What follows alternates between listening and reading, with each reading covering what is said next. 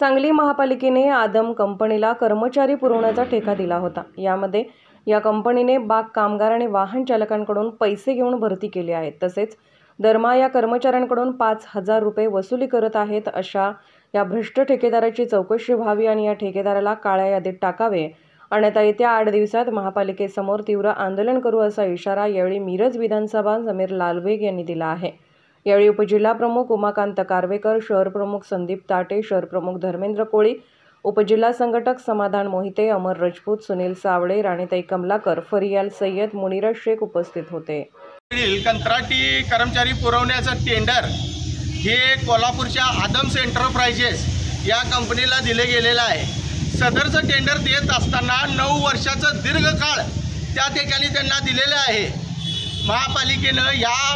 महापालिकेनं जे टेंडर दिलेलं आहे त्याची चौकशी ही महापालिकेने करावी अशी आम्ही या ठिकाणी मागणी करतो। तसेच हे जी कंपनी आहे ही कोल्हापूरची कंपनी आहे आणि इथील जो माणूस आहे संबंधित तो टेंडर या ठिकाणी चालवत आहे। आदम्स एंटरप्राइजेस मजूर भरती करत असताना जवळजवळ 35,000 बागमाळीसाठी आणि 50,000 ते 60,000 रुपये ड्रायव्हरसाठी लोकांच्याकडून भरून घेतले गेलेलं आहे। एवढ्यावर ही आदम्स कंपनी न थांबता हे जे मजूर कर्मचारी काम करतात त्यांच्या दरमहा वेतनातून 5,000 रुपयाची वसुली त्या ठिकाणी करत आहे।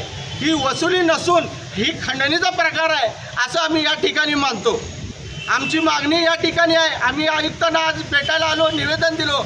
आम्ही सांगली जिल्हा शिवसेनेच्या वतीने या ठिकाणी निवेदन दिलं आहे। त्या निवेदनात आम्ही मागणी केलेली आहे अशी जी कंपनी जी आहे भ्रष्टाचारी आणि कर्मचाऱ्यांची पिळवणूक करणारी कंपनी आहे त्याचा टेंडर त्वरित रद्द करावा, त्यांना काळ्या यादीमध्ये टाकावं। अगर असं न झाल्यास 8 दिवसाच्या आत तर आम्ही या ठिकाणी शिवसेनेच्या वतीनं सांगली जिल्हा शिवसेनेच्या वतीनं तीव्र आंदोलन उभा करेन आणि या होणाऱ्या सर्व परिणामाला सर्वस्वी महापालिका ही जबाबदार राहील।